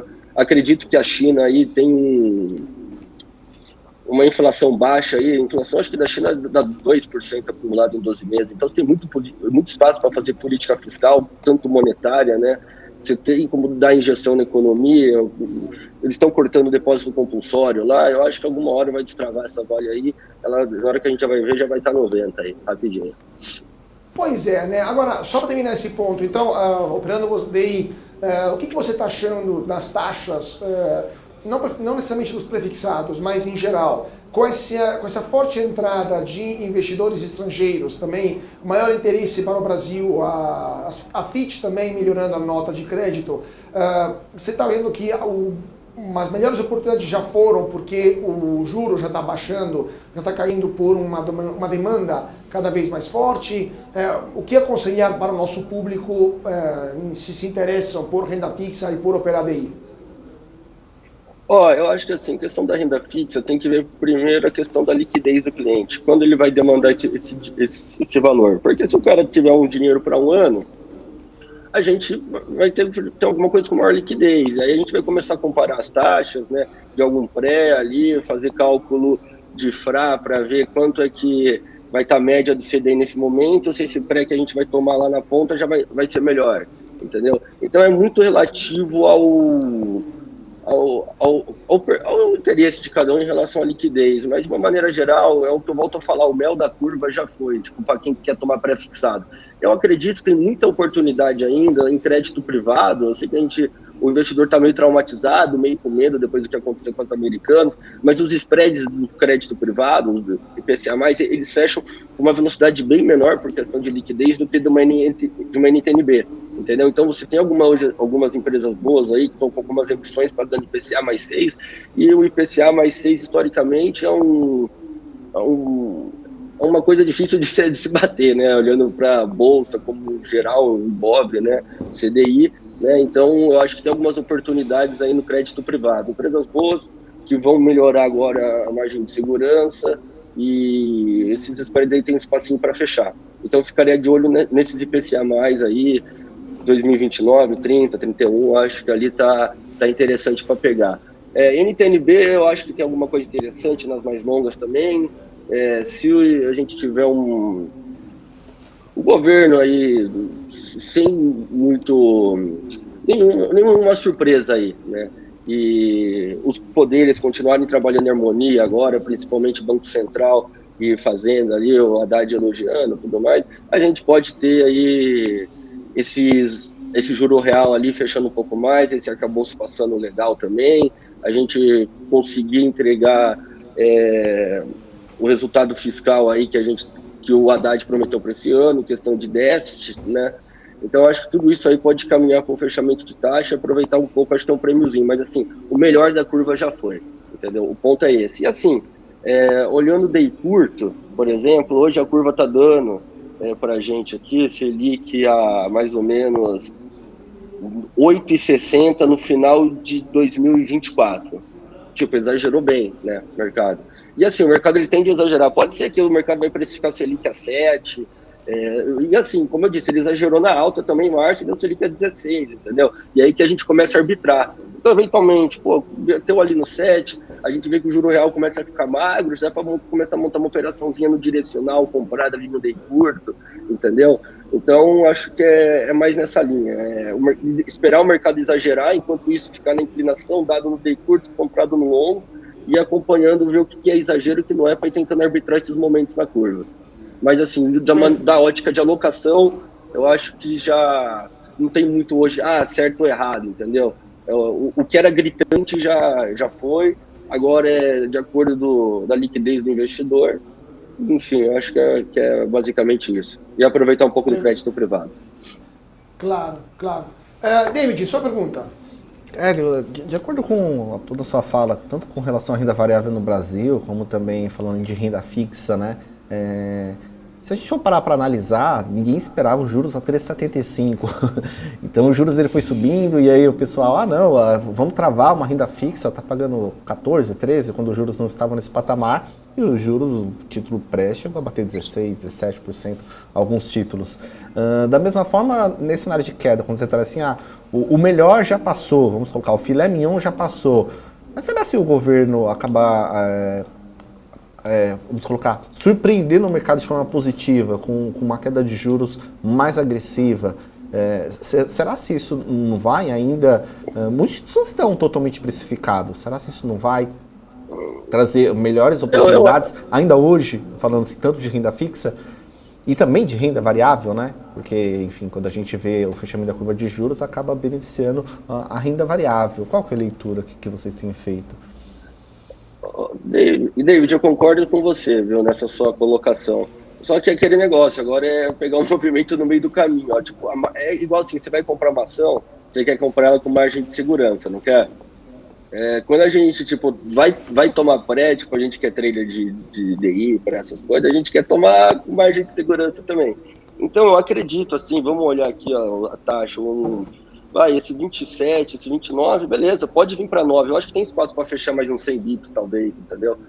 100, 200, 100, 100 e poucos bips, 150, eu acho que tem espaço para ir, entendeu? Mas assim, eu acho que não vai ser uma coisa tão rápida, entendeu? Possa ser uma coisa que demande aí mais tempo. Não vai ser um tiro igual a gente teve, assim, de 300 bip de março para julho, agosto, entendeu? Eu acho que vai ser um movimento um pouco mais gradual, porque, tipo, a maior expectativa o mercado já tirou, que ele está dando esse voto de confiança sobre a questão do arcabouço. Agora são as demais surpresas positivas que o mercado vai digerindo aos poucos e vai trabalhando isso. Só que, como a gente sabe, né, esse day long é muito sensível aos Estados Unidos, então a gente está tendo essa questão que eu acho que é mais um problema de curto prazo, não sei se vai piorar tanto essa alta nos treasuries aí mais longo, mas eu acho que pode acontecer sim. Perfeito. Vamos ver então o que vai acontecer. Eu queria agradecer muitíssimo o Hélio Gobleckner, sócio fundador da Asquale Investimentos. Muito obrigado, Hélio. Foi um prazer tê-lo conosco aqui no Closing da BMC. Carlos, Isabela, David, obrigado pelo convite. Uma boa semana para vocês. Valeu. Para você também, muito obrigado. 5 horas e 25 minutos. Gente, daqui a pouquinho começaremos a nossa análise gráfica, mas enquanto isso, Ibovespa fechou em queda, aftermarket rolando, mas evidentemente o resultado não vai mudar, porque o principal índice da Bolsa de Valores de São Paulo perdeu 0,23%, 119.622 pontos. A Via Varejo foi a pior do dia, 6,65% de queda. Camélios, 6,24%, Alpargatas, 5,26% de queda. Por outro lado, a Dexco subiu 5,27%, Suzano 3,65%, aliás, PetroRio 4,22%, Suzano 3,65% de alta. Dólar voltou a subir, de novo beirando os R$ 4,90, não chegou até lá, 4,89, alta de 1,1%. Agora sim, acabou de mudar, aftermarket rola também para o câmbio, R$ 4,90, R$ 4,90, alta de 1,96% para o dólar. Petrobras sobe 1,44%, R$ 30,97. Vale sobe 0,85%, R$ 67,66. Isabela, como estamos com as bolsas lá fora? O que aconteceu em Nova York e o petróleo? Como fechou? Bom, as bolsas lá fora fecharam em queda. Lá em Nova York, a SP 500 fechou com queda de 0,30% aos 4.500 pontos. Nasdaq fechou com queda de 0,10% aos 13.959 pontos. E Dow Jones fechou com queda de 0,19% aos 35.215 pontos. Euro fechou com alta de 1,97%, valendo R$ 5,36. E os preços internacionais de petróleo fecharam em altas. Ali, os preços subiram com os investidores reagindo à notícia de que a Arábia Saudita confirmou que vai estender o corte na produção até o fim do mês de setembro. A Rússia contribuiu informando também que vai cortar a exportação, contraindo ainda mais a oferta, e isso fez com que os preços internacionais de petróleo subissem bem. WTI fechou com alta de 2,59% aos $81,55, e o barril Brent fechou com alta de 33% aos $85,14. centavos. Já que a gente está falando de internacional, temos uma notícia que saiu agora há pouco em relação ao presidente da França, Emmanuel Macron, dizendo que não vai participar da cúpula da Amazônia. O presidente da França, então, não virá ao Brasil para a cúpula da Amazônia, que vai acontecer neste mês ainda, na semana que vem, entre os dias 8 e 9 de agosto, em Belém. Ele havia sido convidado pelo presidente Lula, pelo fato de a Guiana Francesa, que é território do país europeu, ter parte da floresta. Até o momento, Macron não sinalizou se vai mandar algum representante de seu lugar, o que tem gerado incômodo ao Itamaraty. Ao receio também que o governo, que ele envie alguém de baixo escalão para o evento, que vem sendo considerado um dos mais importantes da agenda de relações exteriores do Brasil este ano. Diplomatas lembram que ainda que Lula prestigiou uma cúpula sobre financiamento global organizada pelo francês, pelo Macron em Paris no mês de junho. Então, Macron cancelando a vinda dele aqui no Brasil para a cúpula da Amazônia, uma cúpula que tem uma expectativa muito grande aí por parte do governo, aí uma visão do Brasil para o mundo.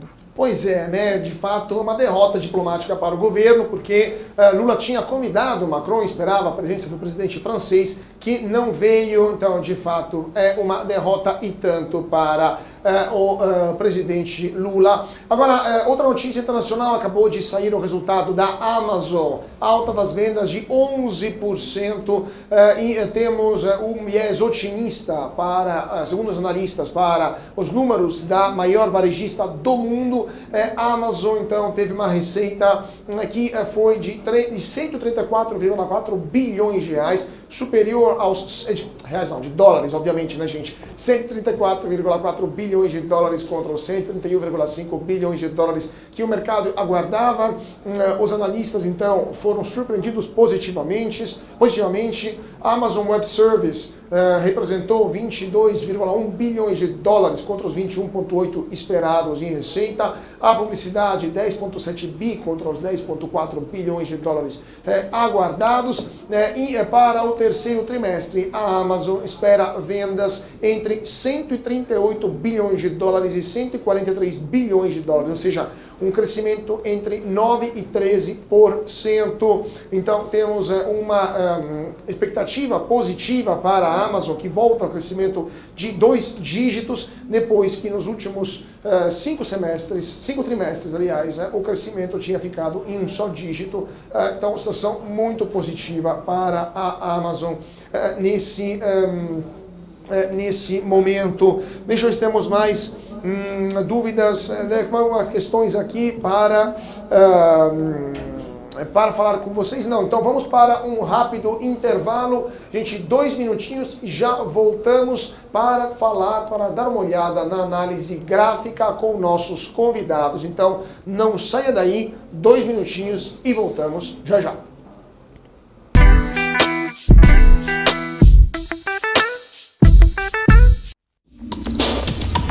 O que acontece no mercado financeiro no Brasil e no mundo está na BMC News.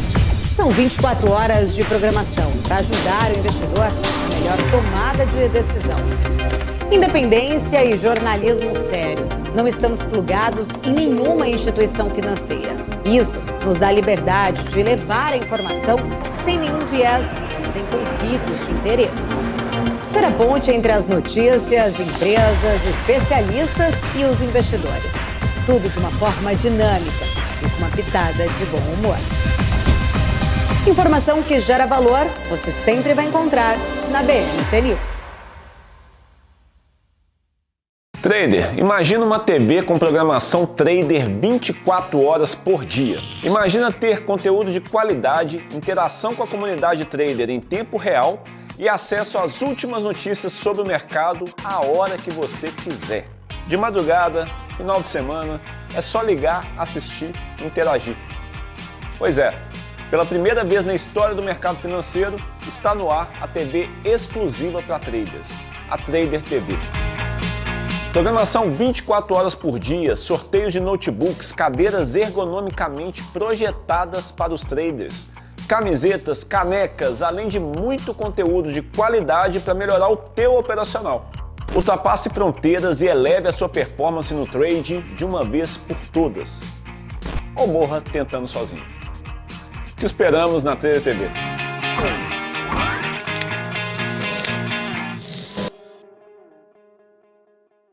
Ao completar 16 anos, você já pode ajudar a salvar vidas. Procure um dos postos da ProSangue e seja um doador de sangue. Não deixe para depois o que você pode fazer agora. Convide seus amigos. Vamos ser os doadores do amanhã. A minha vida foi e é marcada por grandes histórias. Sonhos, objetivos, conquistas. Me chamam de narrador de emoções. Mas, na verdade, eu narro escolhas. Escolhas que mudaram vidas, inclusive a minha. Por isso, eu escolhi a EQI Investimentos. O parceiro que me orienta na hora de investir e que me dá autonomia para conquistar meus objetivos. EQI Investimentos. Invista em suas escolhas.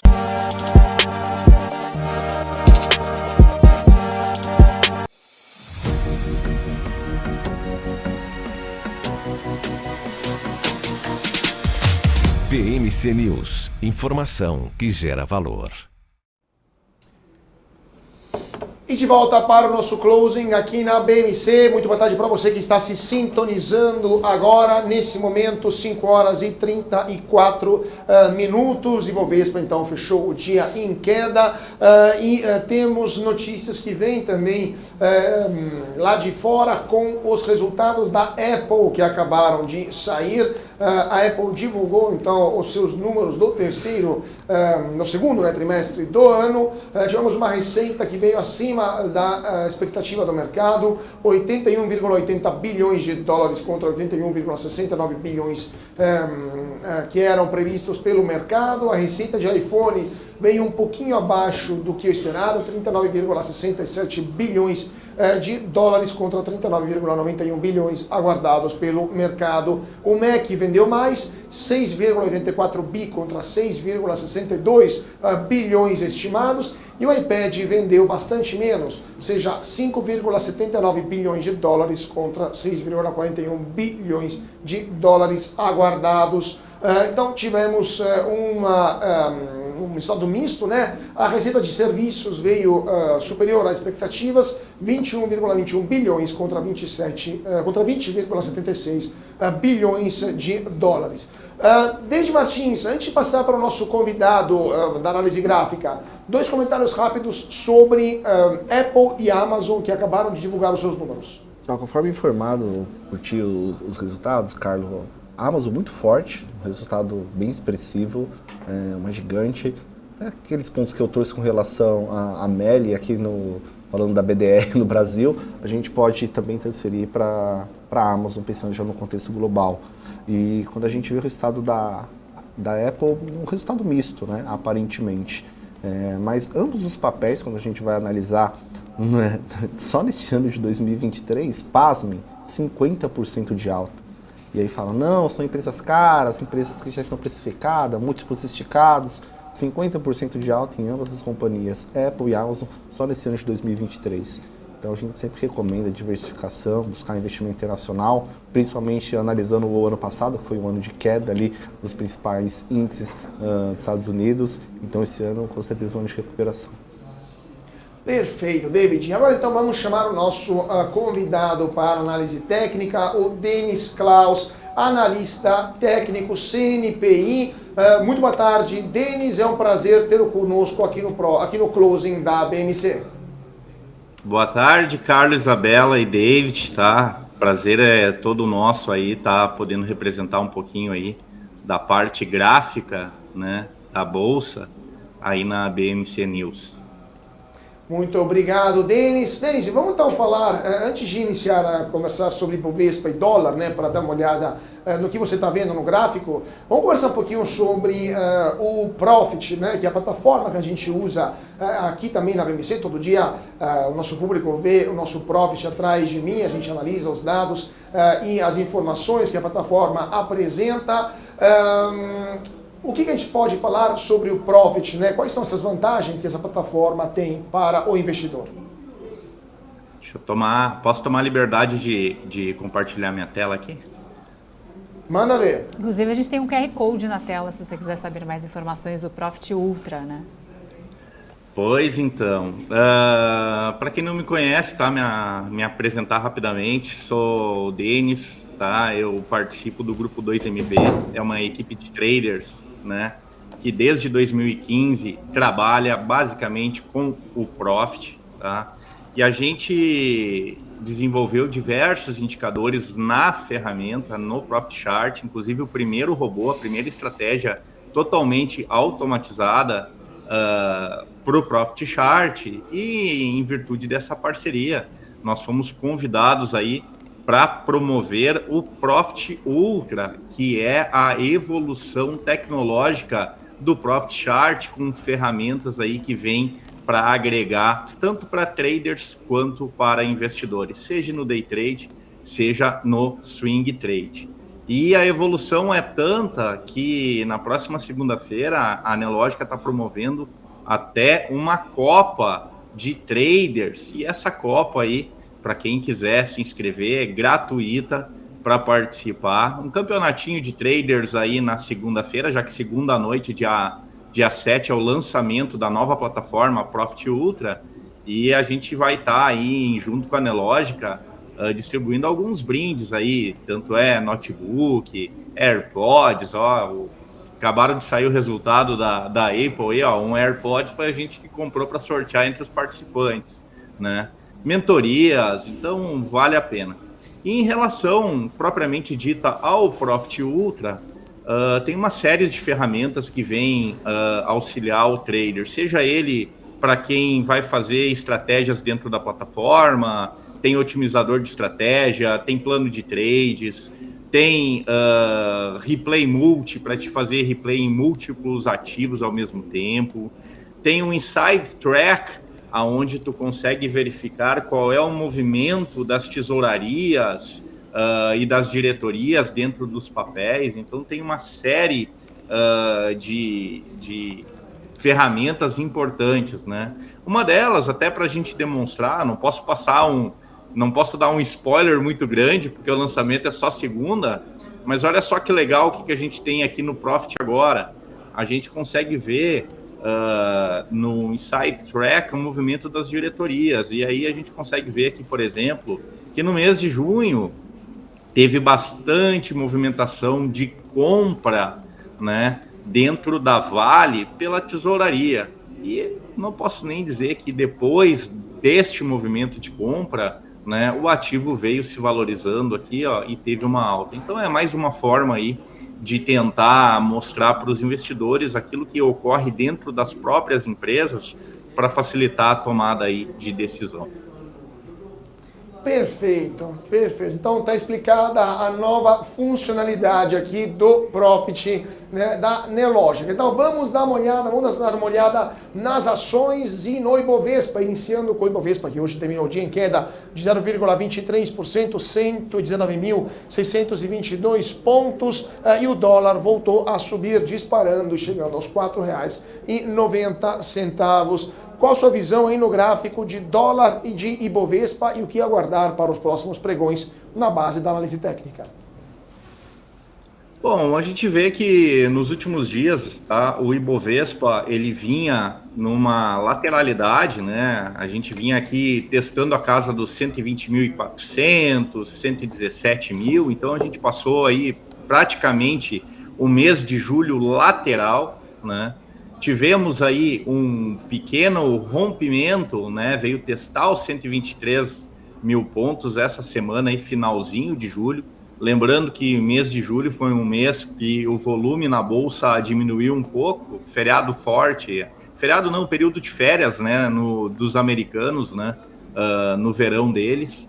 E agora voltamos no mês de agosto com tudo aí, voltou aí Câmara Senado a trabalhar, decisões de taxa de juros, e aí agora a gente vai ver o que espera o mercado. Mas basicamente, né, tá um mercado meio lateral nos últimos dias, né, principalmente impactado aí pela falta de notícias que vieram a acontecer aí a partir dessa semana.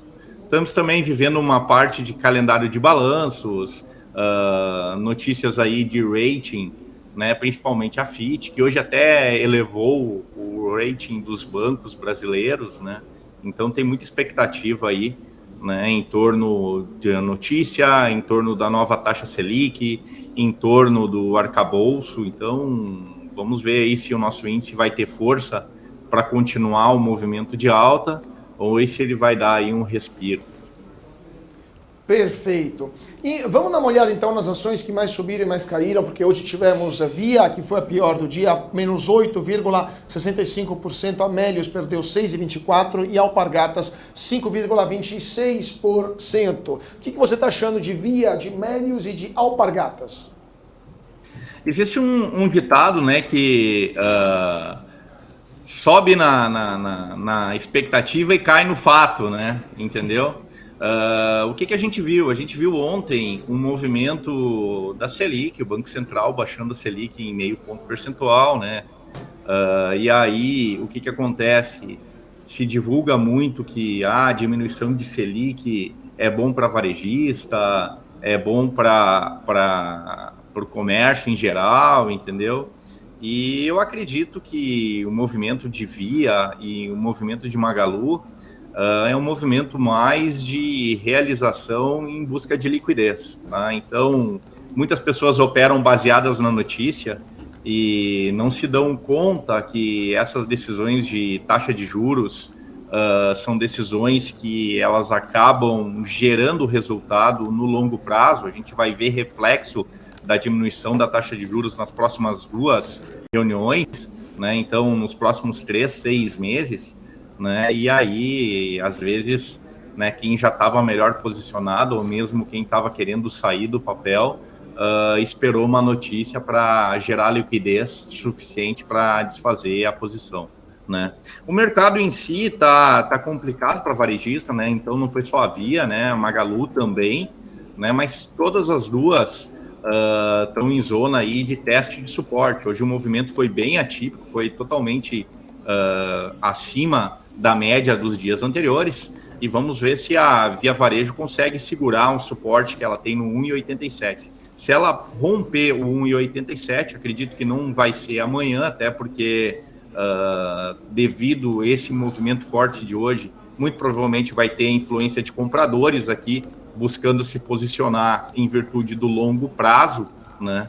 Mas ela pode vir aí testar essa faixa do 1,75. Então a gente teria aí para o próximo suporte mais 8, 10% aí para vir testar. Já Magalu também. Magalu tá numa cunha, né, no longo prazo, né, para quem gosta de análise técnica clássica. A gente está vendo Magalu numa cunha e essa cunha vem afunilando.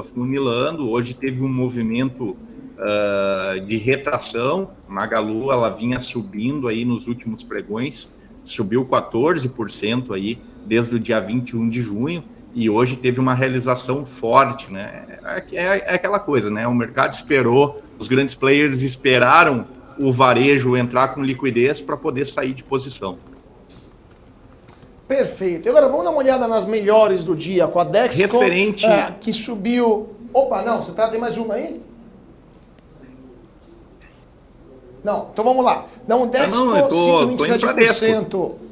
Então, Dexco, Suzano, 3,65% e PetroRio, 4,22% de alta. Então, essas três, Dexco, Suzano e PetroRio. A PetroRio já vinha num canal de alta, né? Ela vinha num canal de alta desde janeiro, né? Vem subindo. E tem uma questão de que a PetroRio está sendo valorizada aí pela alta do petróleo. A gente viu que o petróleo nos últimos 2 meses saiu da faixa de $75, né? Subindo aí, passou para 82, 84 dólares. E ela não incide tanto, não tem tanta ingerência política quanto a Petrobras. Então muitos investidores que acreditam no boom das commodities acabam preferindo Prio do que Petro, né? E a gente vê aí no diário, né, que ela teve um rompimento aqui de uma resistência, né? Teve um gap, um rompimento da resistência. Vamos ver se vai ter força aí nos próximos dias para continuar este movimento, né? Mas vai depender um pouco também da questão, principalmente aí de preço de petróleo. Outra companhia foi a Dexco, né? Dexco também estava num canal de alta, hoje teve um dia um pouquinho mais atípico, né? Tem uma resistência nos R$ 9,10, se não me falha a memória, a Desco que anunciou balanço ou está anunciando balanço no dia de hoje, né? Então, um movimento aí em dia de balanço que justifica um pouco essa subida no papel. Perfeito. Então, vamos ver o que vai acontecer também nos próximos pregões. Eu queria agradecer muitíssimo o Denis Klaus, analista técnico CNPI, por sua participação. Muito obrigado, Denis. Foi um prazer tê-lo conosco. E, mais uma vez, obrigado por explicar para a gente sobre o Profit Ultra. Eu queria agradecer a oportunidade e deixar o convite, tá, para todo mundo na próxima segunda-feira, 8 horas, no canal do YouTube da Nelogica, youtube.com/Nelogica, lançamento da Profit Ultra, plataforma que veio para revolucionar o trading no Brasil. Obrigado. É isso aí, muito obrigado. E, gente, QR Code aqui na tela, só dar uma olhada, aponta seu telefone para ficar por dentro das vantagens do Profit Ultra para você que é investidor. 5 horas e 50 minutos nesse momento. Vamos para o nosso gráfico do dia de hoje, gráfico desta quinta-feira. Vamos falar das taxas de juros no Japão. Taxas de juros que estão se mantendo firme, enquanto no resto do mundo estão subindo de forma muito rápida. A taxa de juros na zona do euro está subindo, né? Está hoje em um patamar de quase 4,5%. Nos Estados Unidos, os juros estão entre 5,25% e 5,5% ao ano. O Banco da Inglaterra também elevou os juros para 5,25%, enquanto o Banco Central do Japão continua com juros quase em nível zero, né? Aliás, de fato, juros nível zero, que tinha sido aplicada uma estratégia já durante a bolha dos ativos na década de 90, foi mantida essa política também após o começo da inflação que atualmente está interessando o mundo inteiro. Então, o Banco Central do Japão, que continua tendo juros muito baixos, né? Juros persistentemente próximos do zero. Então, a ver o que vai acontecer também lá no Japão com os juros. Nesse momento, então, temos notícias de última hora chegando aqui na nossa redação. Isataka, o que temos para o nosso público? Deixa eu dar uma olhada aqui como está o nosso o andamento dos resultados lá fora. O que temos de notícias vindo do Brasil, Isa? Aqui no Brasil, Petrobras vai analisar hoje o possível acordo com a Sete Brasil. Acabou de divulgar um comunicado informando que o Conselho de Administração da companhia vai analisar, então, a possível celebração do acordo com a Sete Brasil e empresas de seu grupo econômico. Agora, no ramo político aqui, só para encerrar nosso giro de notícias, Lira entregou ao presidente do Senado, Rodrigo Pacheco, o texto da reforma tributária e os deputados aprovaram a proposta em julho. Só para lembrar, né? Logo depois, os parlamentares, então, tiveram um recesso e nessa semana as votações foram retomadas. Lira, um ato simbólico, foi pessoalmente levar o projeto ali, o texto, ao presidente do Senado. É isso, então, a gente se vê amanhã. Uma boa tarde para a minha participação fica por aqui, a gente se vê amanhã. Muito obrigado, Isa, a gente se vê amanhã. Muito obrigado também, David Martins, sempre um prazer tê-lo conosco todas as quintas-feiras aqui no Closing da BMC. Muito obrigado. Eu que agradeço, Carlos, toda a nossa audiência. Hoje, vou confessar que ontem eu estava na expectativa de chegar aqui hoje num dia com bolsa subindo forte, mas infelizmente o cenário externo não contribuiu e a gente teve esse resultado negativo.